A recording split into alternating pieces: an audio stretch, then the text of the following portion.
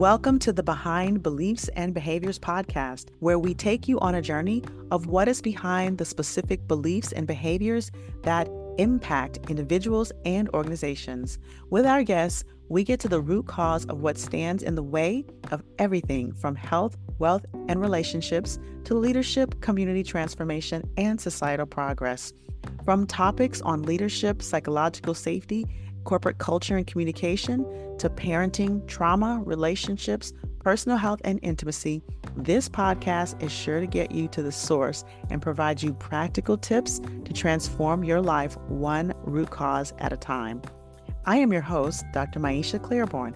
I'm a physician, a coach, a consultant, and an expert in trauma-informed communication.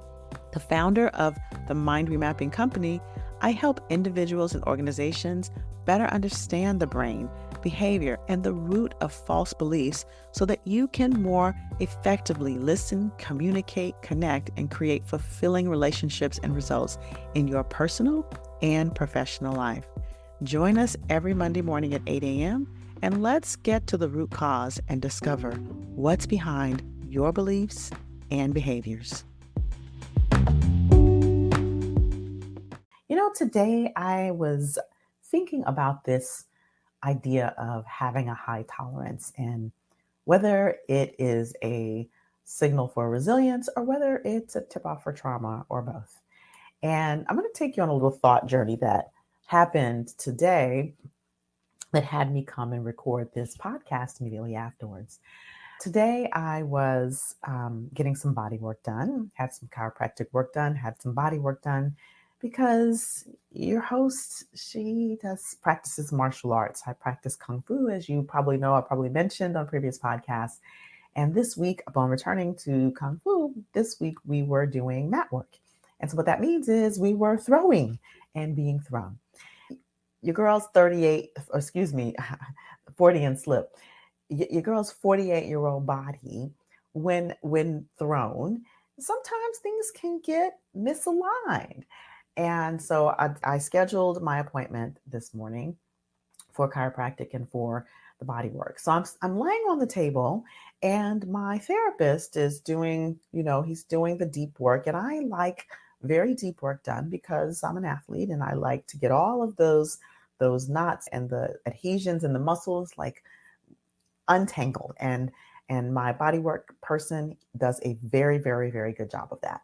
So as I'm on the table, as a therapist would, he would ask from time to time, "Are you okay? Is everything okay?" And I would say yes. And after a few times that he asked me that question, I started to wonder how other people responded to work this deep and other people's tolerance for pain. Because I've always said, well, I have this high tolerance for pain. And then as I thought about this phrase of high tolerance for pain, or this idea of high tolerance for pain, I started to think, well, do I have a high tolerance? Why do I have a high tolerance for pain? And the first thing that came to mind is, what is it? Because I'm a Black woman? Is it because I'm a woman, period, who's had a child? And then of course, the thought of me being a Black woman, am I perpetuating a stereotype? Not the stereotype, but the false belief that Black people don't feel pain the same way as people of European descent. So there were a lot of thoughts that went through my head in that moment. But then as I moved forward in my thinking about this high tolerance, as I was going down the thought rabbit hole, I thought to myself, this is an interesting thought, having a high tolerance, because at least in my upbringing, having a high tolerance for pain was sort of worn as a badge of honor, like a badge of strength. And I was thinking about that, like, well, I wonder why that is. And then I started to think about a high tolerance, people who had high tolerance for stress and high tolerance for other things. Now, sometimes when people think about high tolerance, they think about alcohol. And this whole idea of having a high tolerance sometimes is worn as a badge of honor, sometimes, or not a badge of honor, but a badge of strength, a badge of resilience. But as I started to think about it, I think about what is the implication behind having a high tolerance. someone who has a high tolerance, and let's think about this for a moment, because if you talk about a person who drinks alcohol and that person says, well, I have a high tolerance for alcohol, typically that means that maybe they have a high tolerance because they're used to drinking it. So they consume enough alcohol to where their tolerance has raised. Now, one thing we know is that alcohol damages the liver. And so it's a damage that you cannot see, but the higher the tolerance, the higher the consumption, the more inflammation that happens in the liver. And over time, that inflammation can turn into scarring, and it can turn into cirrhosis, and it can cause disease throughout the body. And for some can cause, and for many can cause death. And so alcoholic cirrhosis is a function of someone consuming large amounts of alcohol over time. But a person who consumes that amount of alcohol over time develops a tolerance. Now, if you think about this and you map this onto other things, so let's say someone says they have a high tolerance for stress.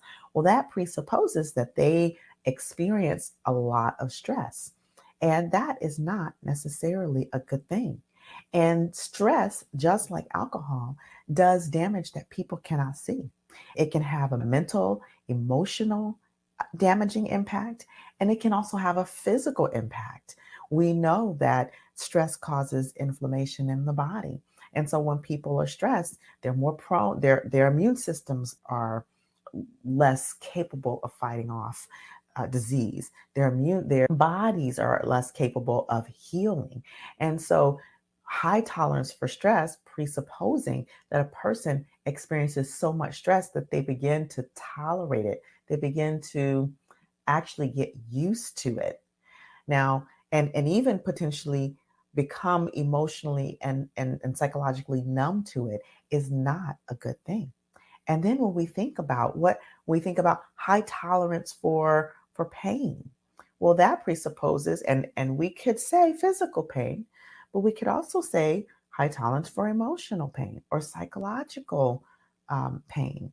And what that presupposes is a person has experienced a lot of pain in the past, enough pain in the past to which that it has moderated their experience of pain. Why did I go down this whole thought rabbit hole? It's because as a person who is trauma informed, trauma responses, who teaches this work, I think about, well, what does that mean? If someone who is constantly experiencing stress, constantly experiencing pain, whether it's physical or emotional, over time, when someone is experiencing unrelenting stressors, whether they be physical, psychological, or emotional, then it becomes toxic. So we talk about this idea or this spectrum, the stress to trauma continuum, right? We talk about stress in this window of tolerance. And so when a person is experiencing so much stress that they have to moderate their experience of it. Now, let's go back, because there is healthy stress. This actually moves into the distinction of when is it resilience and when is it trauma? Right? When is it resilience and when is it an experience of trauma? And that's going to be individual for each. That is going to be different for each individual person. But if we think about this whole idea of the stress to trauma continuum, there is such a thing as healthy stress. But healthy stress is identified by there being an end in sight, a light at the end of the tunnel. It is distinguished by having support systems in place, by having periods of rest and recovery. And so we can have stress in our lives and have those periods of rest and recovery. And could that increase our tolerance to stress? Absolutely. It could increase our tolerance. And that might be resilience. That might be what creates resilience, right? So that's what creates resilience, when we do have those periods of rest and recovery, those places of support around us that when we need, we can lean on. That is where we have healthy stress. And even higher stress, even toxic stress for very short periods of time, if you know that there's an end and you do have the period of rest and recovery, and you do have those support systems surrounding you, even that can stretch our tolerance and can increase our resilience, our ability to bounce back, our ability to recover quickly. But it's when there aren't those support systems. It's when we don't have an ending in sight. It's when that there are no periods of rest and relaxation that toxic stress can also land or can move on to create a priming of the system, which then lands or manifests as trauma. It primes the fight or flight system, and it has a person be hyper vigilant on a regular basis. And that is where we actually move over into this space of trauma. So, bringing it back to a high tolerance, the question is it resilience or is it trauma? It actually depends. And so, it's important when people talk about having a high tolerance to stress, a high tolerance to pain, a high tolerance to emotional stress, psychological stressors, that there is an awareness that while for some that could simply be resilience as a function of really pushing oneself and experiencing those healthy moments of stress, those healthy times of stress, and expanding themselves. For others, that high tolerance could be a function of trauma. It's interesting. I was having a conversation with a friend just the other day, and we were talking about this idea of resilience and how, particularly, my generation as the X generation has come into resilience. And even the generation above us, our baby boomer generation, and maybe even, of course, our silent generation, and especially in the Black community and other communities of who have been of marginalized identities, how resilience is bred in those communities has been historically as a function of trauma. It's been a function of force. It's been like you have to pick up and go, because you don't have time to have feelings. You don't have time to be stressed. You don't have time to break down, or whatever it is that looked like, or how it occurred in our older X Gen community, and in our community, our generations that came before us. And so, this idea of having a high tolerance, but having it be bred from trauma, is a little bit different from this paradigm of having healthy stressors with scaffold, with support systems, with periods of rest and recovery to expand our resilience in a healthy manner. And I think that's a very important thing to distinguish, particularly important when we're thinking about generations. If you're talking to a baby boomer and you're talking to a person who's of the X generation or an older generation who looks at a younger generation, or who talks about younger generations not having a lot of resilience, I say we have to look at ourselves as the older generation, because we create the generations below us. The resilience was sort of beaten into us in a way. It doesn't mean that's the right way to create resilience in our younger generations. We need to change the narrative, because it is true. It is absolutely necessary, I believe. This is my opinion, is that the younger generations, I mean, we have to teach them how to be resilient when raising our children, because out there in the world it requires it. And I think that one of the reasons that we are having such a mental health crisis, or two reasons, in our elder generation, is because we never talked about our feelings. We never talked about, so we hold that stuff in and we isolate, and then it gets too much, and then we're suffering. In the younger generation, I think because perhaps the older generations have shielded the younger generation so much that maybe it has taken away, we have maybe crossed this line of maybe taken away some of the resilience from that younger generation. So, and there's everything in between. So while we do need to we need to, as parents, be responsible that we help our children be resilient. We want to do it in a different way from the way we became resilient, for those of us who experienced trauma growing up. Okay, so we want to shift the narrative, and this is where legacy comes in. This is where we are changing or breaking cycles of trauma. However, that doesn't mean that having a high tolerance is a bad thing. The question is, how did one come into that high tolerance? Whether it's a high tolerance for physical pain, women who have gone through natural childbirth or have gone through any kind of birth, childbirth, who have delivered, who have brought children into the world. We have a level of high tolerance for things like pain and discomfort because, well, we have to carry a kid in our bodies for however long we're, 9, 10 months. And for those who give birth, I mean, that is a very intense process and painful process.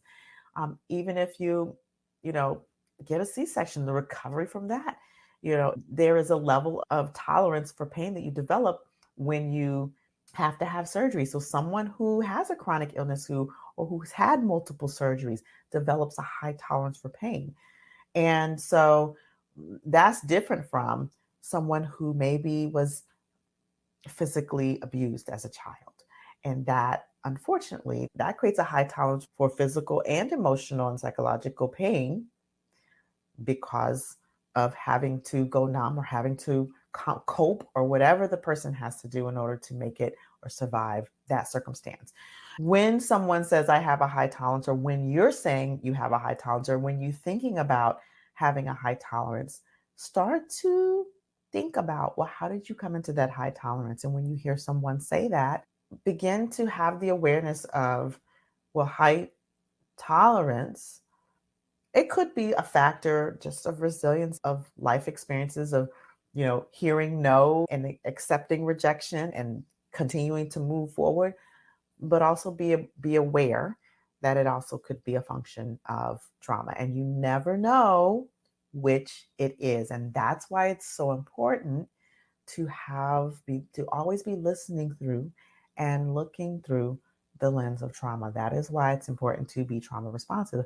And that's why it's important to look at people's reactions and listen to people's reactions and responses, because that also could give you a clue.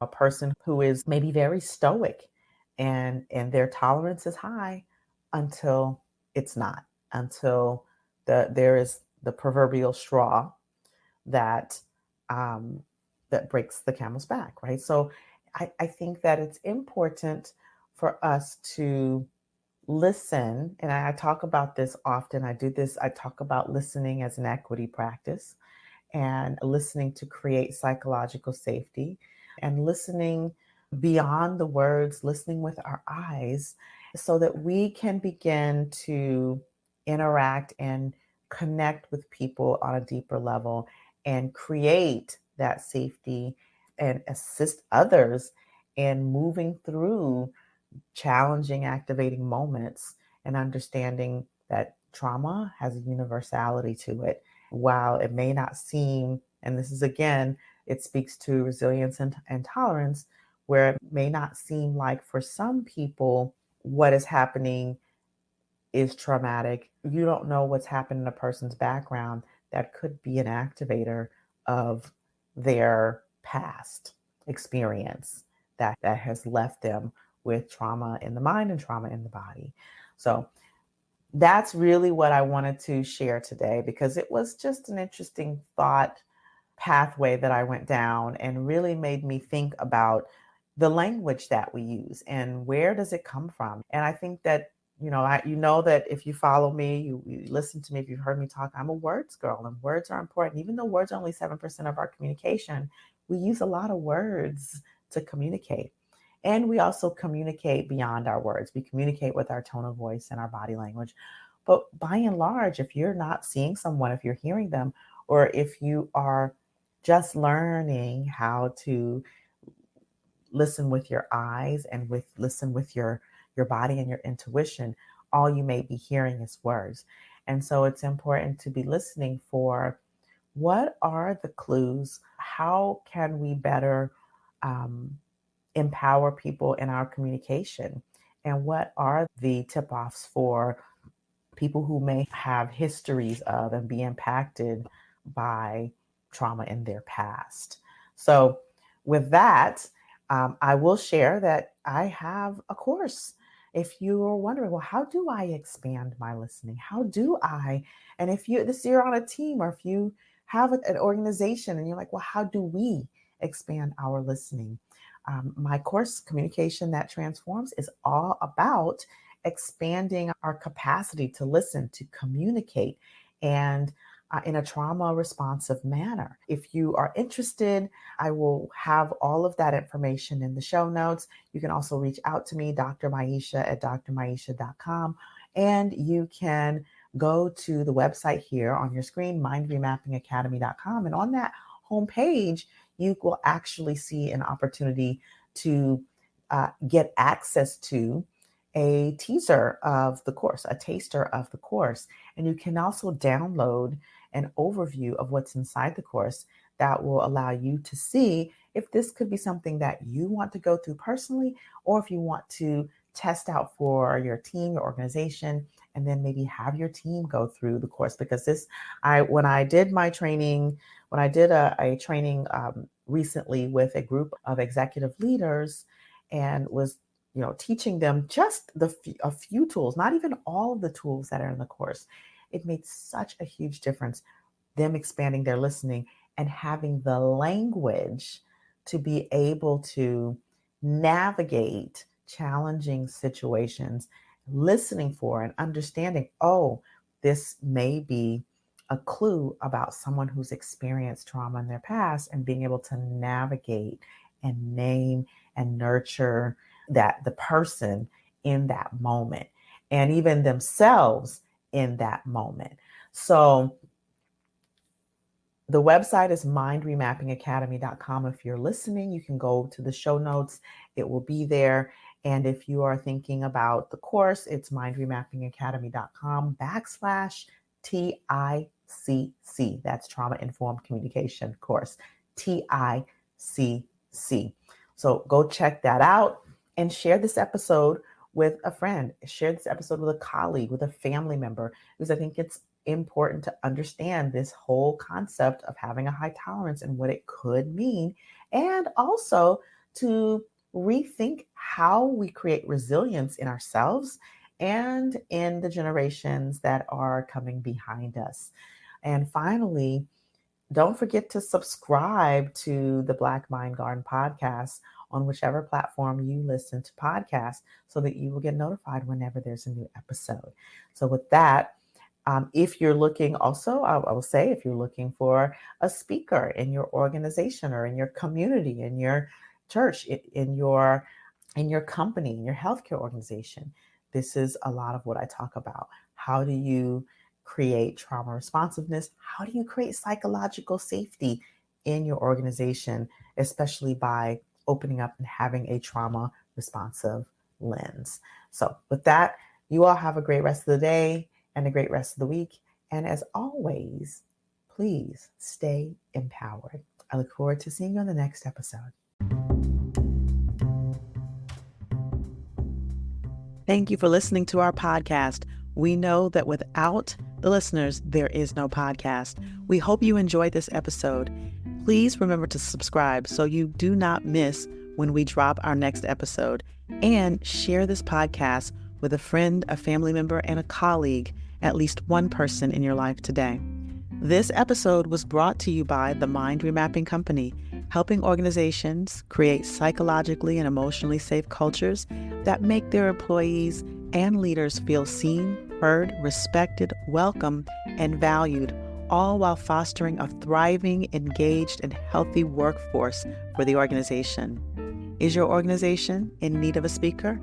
I speak about topics like psychological and emotional safety, trauma-informed communication, and employee well-being. If this is aligned with your organizational inclusion, belonging, or leadership goals, contact me, Dr. Maisha, by going to www.mindremappingacademy.com. That's mindremappingacademy.com. Finally, we train leaders, but we also train coaches. If you're interested in becoming a trauma-informed coach, visit our website as well and check out our NLP coach trainings and certifications. We'll see you on the next episode. Until then, stay empowered.